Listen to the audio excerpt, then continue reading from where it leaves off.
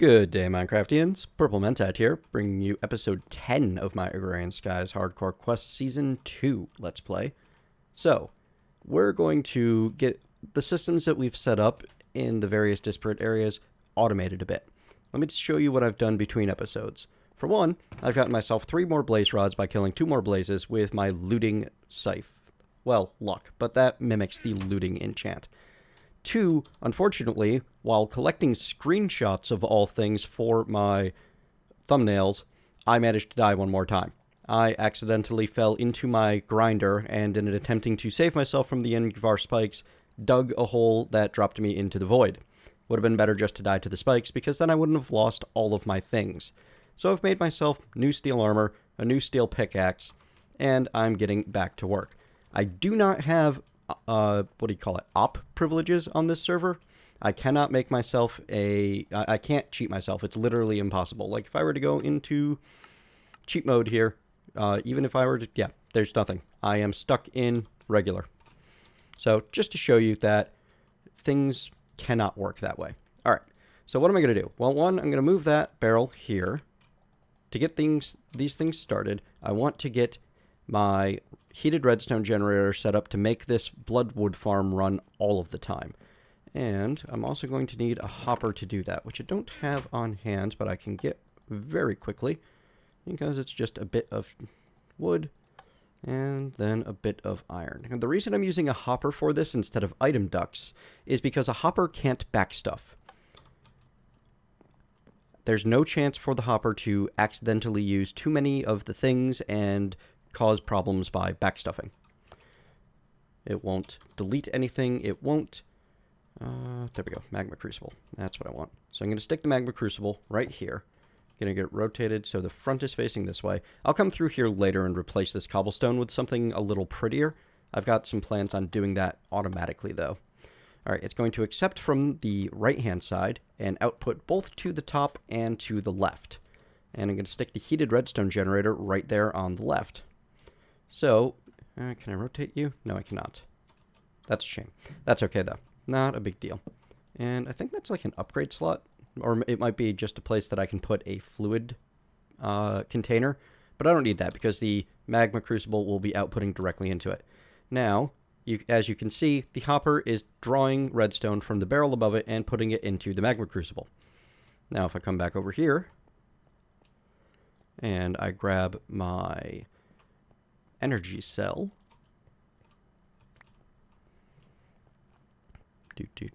So this is going to be basically the kickstart that this whole system needs. Because that will provide the magma crucible with its first bits of power, which it will immediately start using as fast as it's getting it. And then it will start creating destabilized redstone, which will get dumped straight into the heated redstone generator, which is going to output power at 320 RF per tick, which is then going to power the magma crucible. Now, I also want half of my redstone to be going into this fluid transposer right here.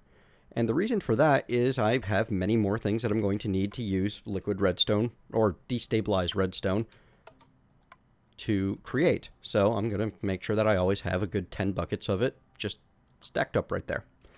Now, I want to get this powering the harvester. And the easiest way to do that, honestly, is just to put some conduits running right back here. And this will also power my fluid transposer.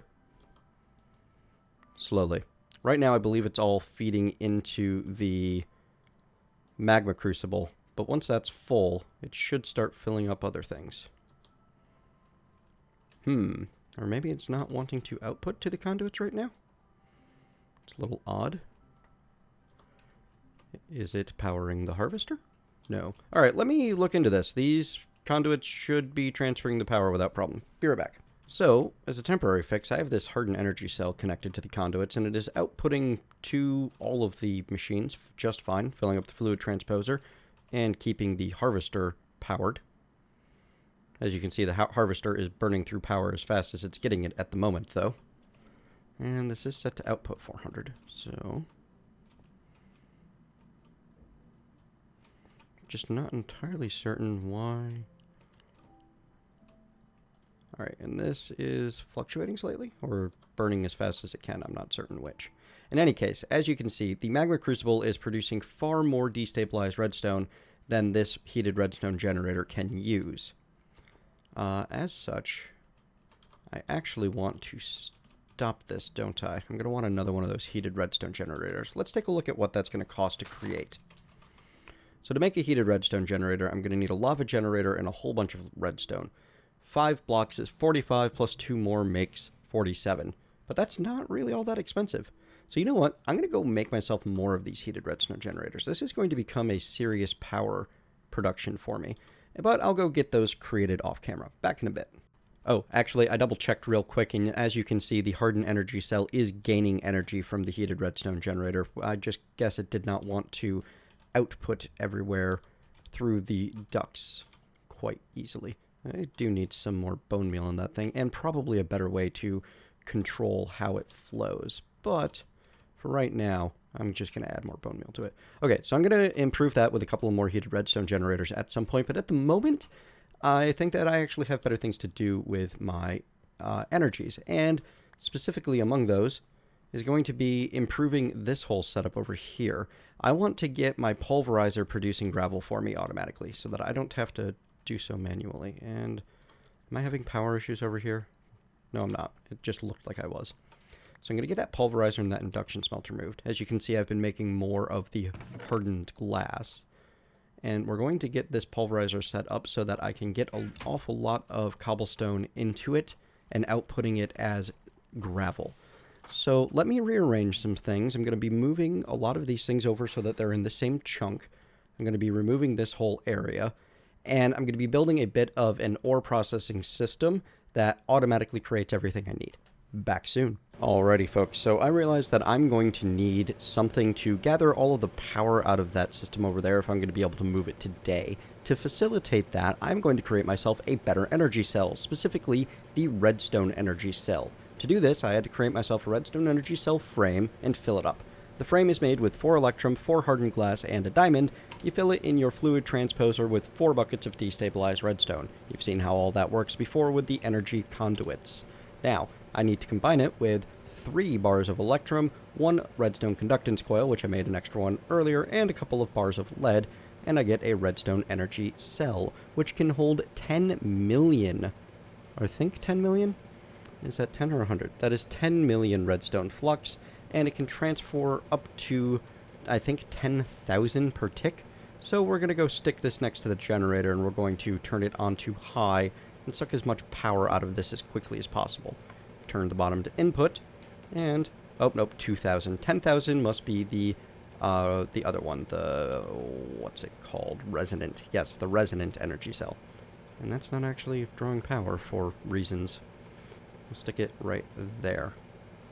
There we go. Now it's drawing in power rather quickly, and this device is actually burning at full speed and will be for quite some time. With 4 buckets of biofuel in there and another bucket or so in here, I believe that this will produce around 3 or 4 million redstone flux. And as you can see from the speed that the biofuel, the bioreactor is draining, it should do so fairly quickly.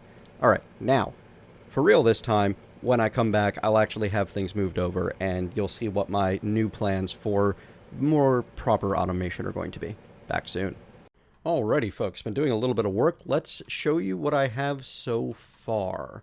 There's a lot more to be done, but I wanted to show you the in-progress view. The item collector here is now outputting into an item duct. This item duct is set to dense so that anything that can't go anywhere else will go here, and this one is set to filter only the broken ores for now. I'm going to need to add another filter onto that to catch the other types of ores that are available. And what I'll probably end up doing is having it go into the back there and filter this side as well as into the bottom. What's happening over here is I have this gold chest set for all of the broken ores and eventually all of the pulverized and all of the crushed, I believe it is. Yes, the crushed ores, which turn into the aluminum ore sand.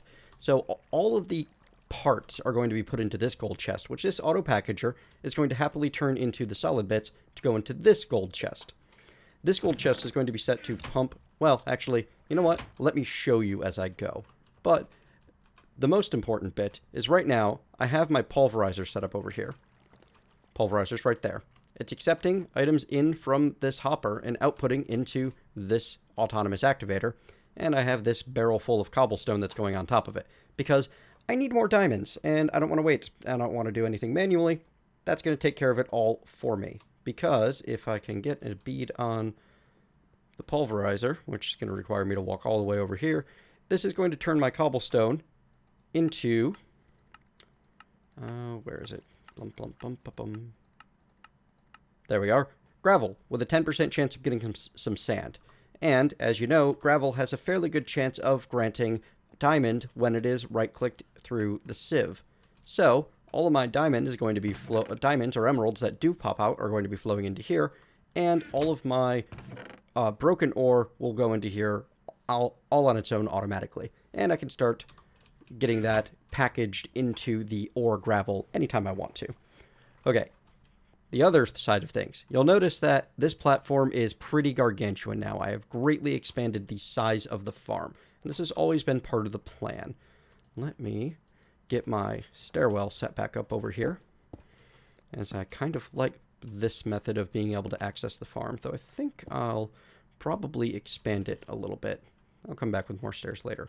So why do I want it this large? Well, I've got myself a sprinkler from open blocks and an aqueous accumulator from thermal expansion. And these are what I'm going to use to keep my farm hydrated. If I stick the aqueous accumulator down there, it will start slowly generating little bits of water. But that's fast enough for the sprinkler to always be active. It does not use much water at all. So if I set that on top of there, I think it will take a little bit, and it starts sprinkling. And as you can see, if I follow the animation is not quite the full size, because the animation is kind of fixed. However, in the configs, it is set for the sprinkler to handle an 8-block radius. So, despite the fact that it seems to be petering out before it gets there, if I go grab myself my hoe, and I till this whole line going down here, well, you should see most of that showing as hydrated in the near future.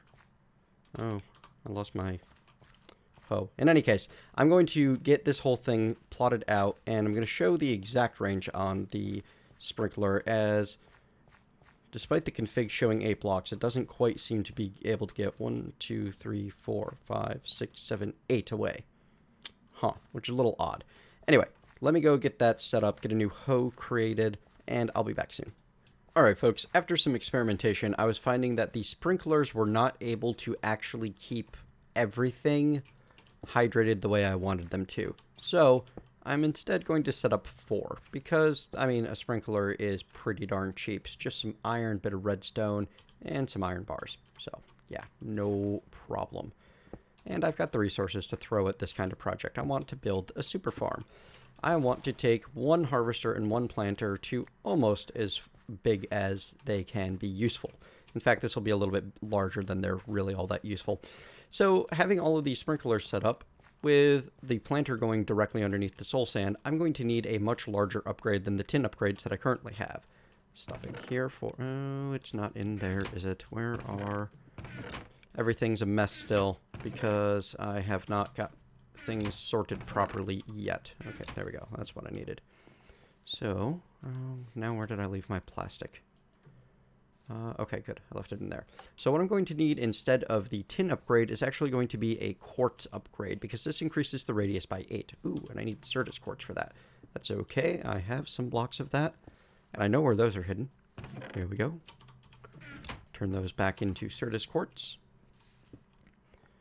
And with the quartz upgrade, where are you? There you go. It's going to change the radius from the 1 that it's at to 9. So the planter will actually be able to cover this entire area with a quartz upgrade, and so will the single harvester that I'm still using. Now, why such a large area? Well, because I want to be able to harvest and plant multiple different plants in this area. So I'm going to put the planter there. I'm going to give it the quartz upgrade. And you'll notice because I picked up the planter with the wrench, shift right clicking it, it maintained the different types of seeds that I have in it. Well, I'm going to actually reduce these to 1 sector each at the moment. And I'm going to grab myself some rubber saplings, and I'm going to set part of it to do rubber trees as well. Here we go. And for a lot of the other plants, they're items that I don't have yet, so I'm just going to let it fill in kind of a bit at random because I don't have everything that I want to put in there at this time. So let me grab a stack of... Oh, you know what? Let's just grab a stack of each for the time being and get it planting something.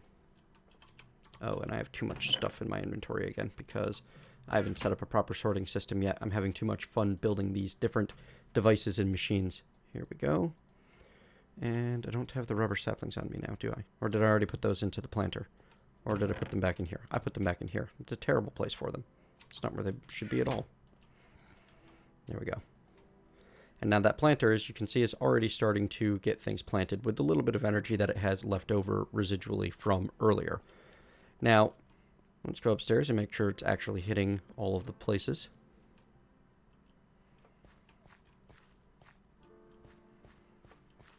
Going through slowly. So from here, with a radius upgrade of 8, that's 1, 2, 3, 4, 5, 6, 7, 8, 9 for the one that it naturally has. Should be able to cover the area. Oh, actually you can see that it can cover the full area because it's easily stretching from there all the way over to there. And as you can see, each of these areas that it has, with these saplings being down in this corner, it's going to be a little bit of an odd area, actually. Well, we're going to let that work. I'm going to let everything work itself out for a little while. Figure out details after. Oh, it needs more power. That's okay. I have my redstone energy conduit. Set that right. I mean, my redstone energy cell. Set that right next to it and turn the power on. Get everything inside of it planted so that I can see where things are falling. I don't need wheat in there. I needed seeds. Silly mentat. Silly. Okay. So while that's getting itself sorted out, and as you can see, things are definitely planting kind of at random over here in the unconfigured areas, it looks to be that each area, well, with a radius of 8, there's a 17, so it looks like probably it's going to be 5 by 5 kind of area. But I know I can get more soul sand placed down up here.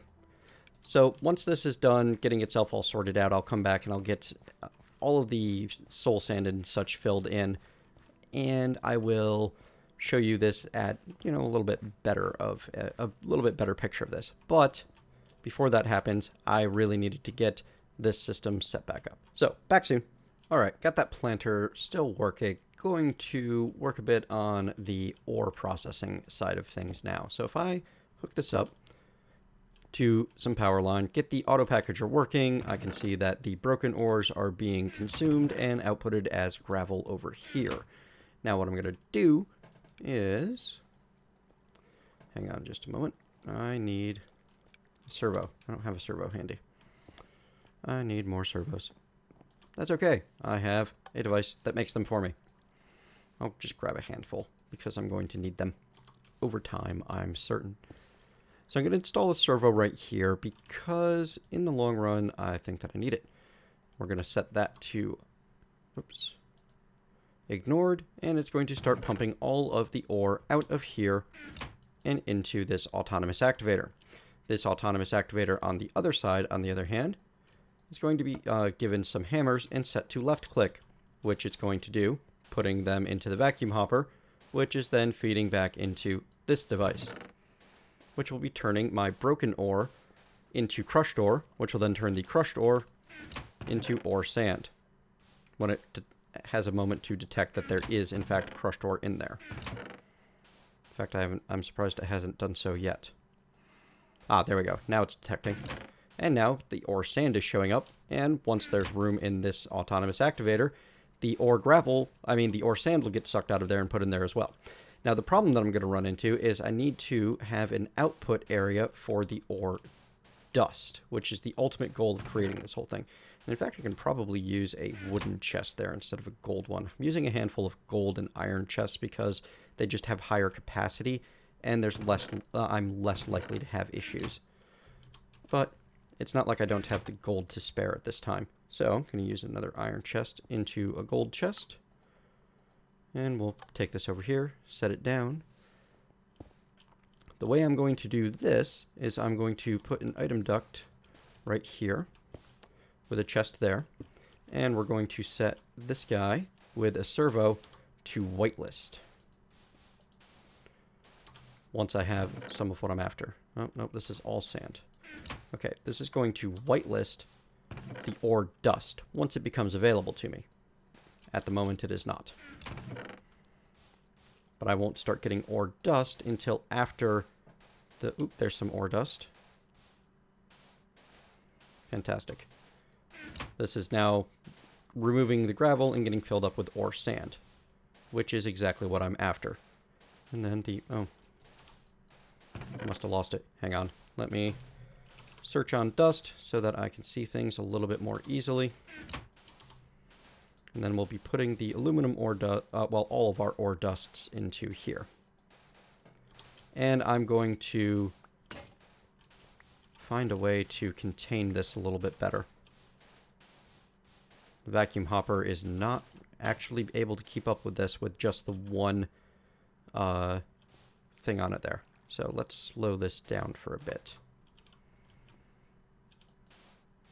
There we go. So we're sorting this out a little bit manually as I go, because that's just how it's working, unfortunately. Okay, so this is set for the iron and the nickel ore dust already, which means that if I open this chest and put the iron and the nickel back in there, it should find an outlet for it. Tin, platinum, lead, copper, and silver will make almost all of the different dusts. So silver, copper, tin, platinum, and lead. Once I stuck those back in here, it's a fairly effective setup. I don't think I have any gold in there yet, but that's okay. So I need this to be running faster than it is to be able to keep up with this vacuum hopper and the speed of the system that I have when I'm using it, at least with the lead hammers. To make that happen, I think what I'm going to end up doing is upgrading my item ducts. So let me get the materials that I need together for that, as I did not anticipate needing to do that today. And I will be back soon once I have the system running a little bit less derpy. Alright folks, I have things mostly working now. It's still not 100%. I need to get a little bit more, well, stuff available before I can do that.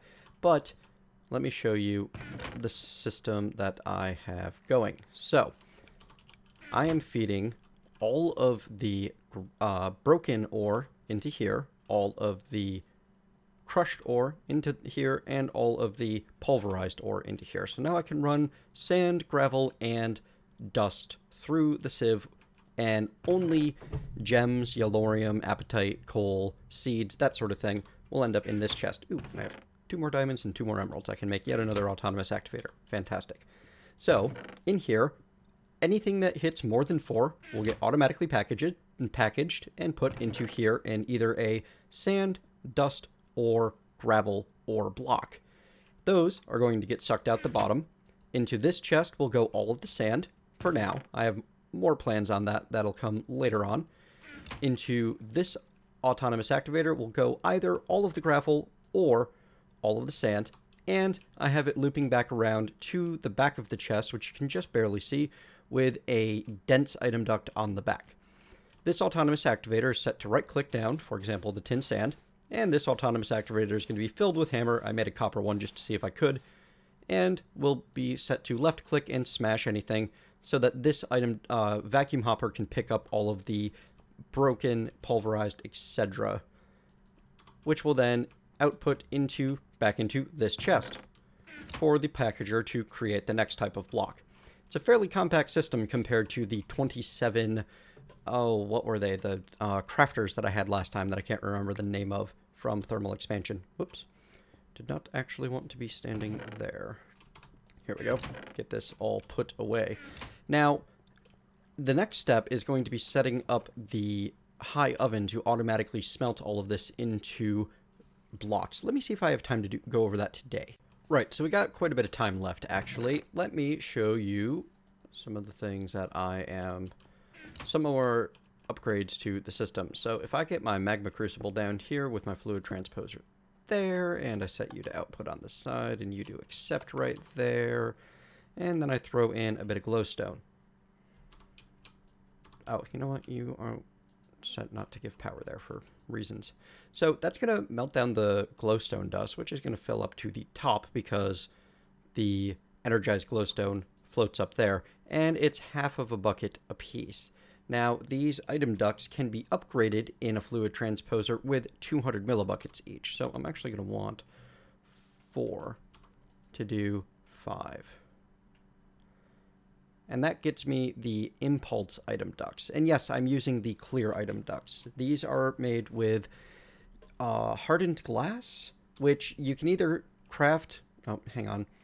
You can either craft your regular item duct into a transparent one using a bit of hardened glass and 6 item ducts, or you can craft them directly with tin ingots around hardened glass. I'm going to be using the clear ones as this season I have the computer to do so, and I think it's pretty. However, the difference is only cosmetic. Feel free to use the transparent ones if your computer cannot handle it, which honestly, with the amount of item ducts that get going, many can't.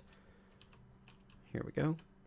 It's also not, like, super server-friendly to do so, because if someone decides to come visiting, they might end up getting down to fairly ridiculously low FPS. However, it should not actually crash anyone. It's just a matter of they'll experience slowdown while they're in my base. And there. Now all I need to do is set that back to there.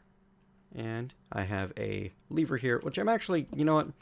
I have the resources. I would much rather have a pneumatic servo installed there and have it turned on instead of having the lever. It's a little bit of a cleaner look at the expense of some very minor resources. Now, why did I want the impulse item ducts specifically? Well, they pull items faster. They will have no trouble keeping up with this if I were to, say, fill this guy up with my lead hammers that I have hanging around and set this guy back to pumping items out again. So it's going to get rid of all of the dust into here. The sand and gravel will go in here. Any sand and gravel that won't fit will skip right on past and get fed back into this chest until they will fit. And as you can see, the vacuum hopper is not filling up this time. It is more than, the impulse item ducts are more than capable of keeping all of the items out, and they flow through there a whole lot faster than in the regular item ducts as well. Eventually, I'll get all of my item ducts upgraded to impulse, but I just don't have enough glowstone to do so at this time. It took 4 to create 5 of them, and I'm not producing a ton of glowstone yet because I don't have a ton of dust being sifted. Apologies for the noise.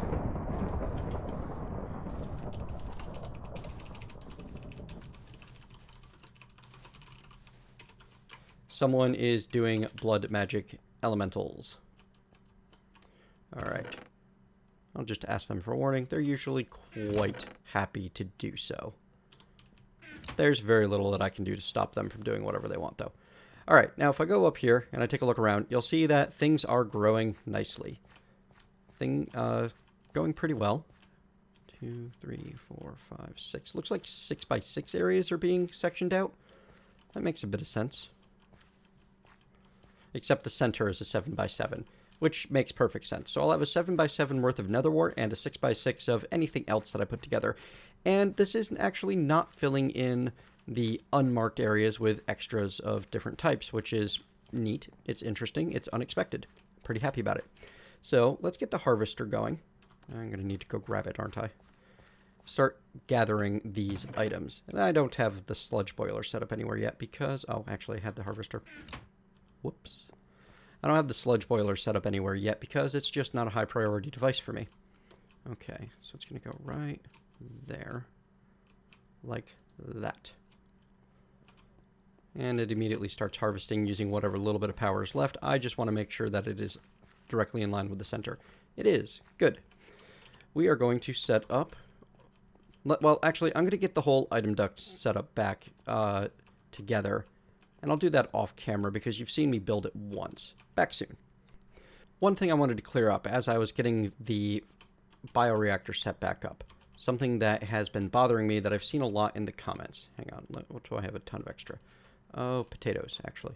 Surprisingly enough. Extra potatoes. So I'm going to grab a little bit of everything that can go into that bioreactor. At least that I have available right now. A lot of people are telling me that I really need to get extra items into the bioreactor to increase the efficiency. Right now I've got a lever on it, stopping it from doing anything.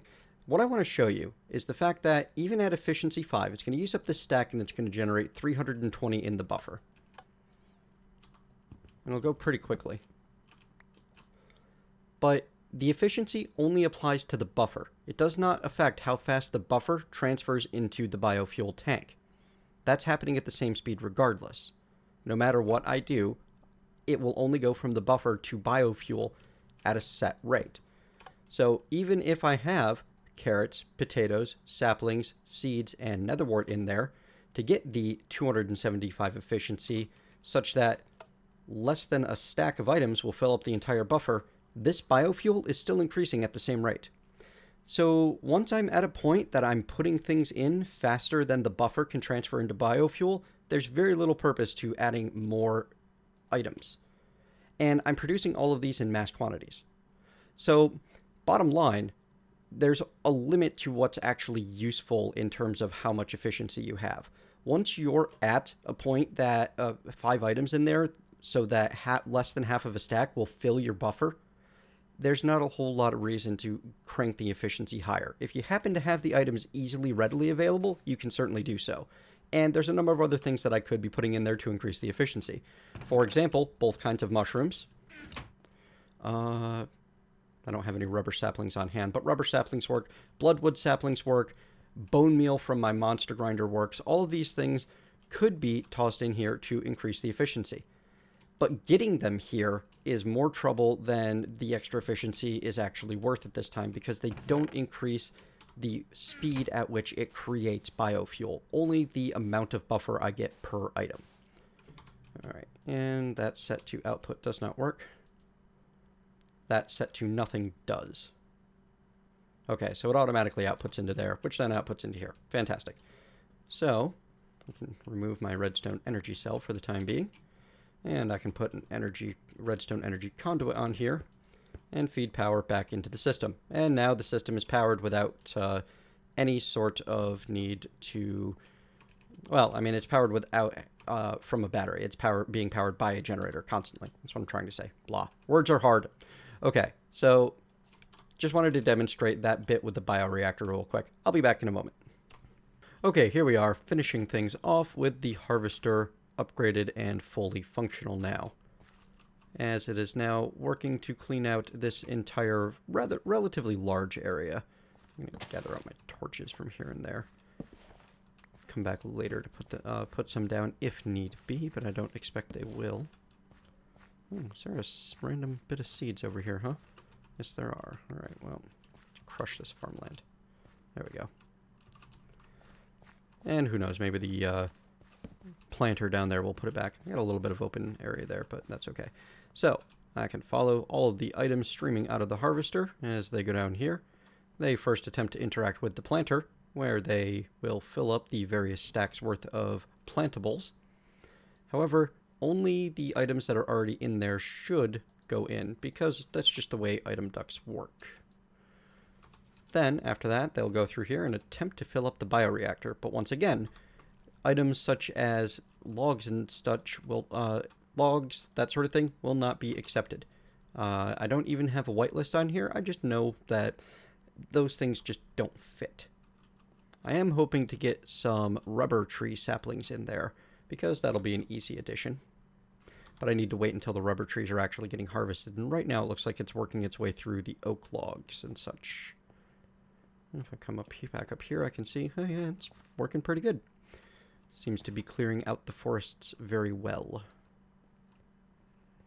Fantastic. Oh yeah, there we go. There's some rubber saplings going into there. Everything is working. Everything is awesome. And I do have some wheat and raw rubber coming into here. The wheat I should have a place for, but it may have just not gotten there yet. And I need to, of course, come back and set up a barrel for the raw rubber and the rubber saplings, because there will be extras. Fantastic. So I'm not 100% certain, but I don't believe that this planter and harvester will actually be able to keep up with this large of an area on their own.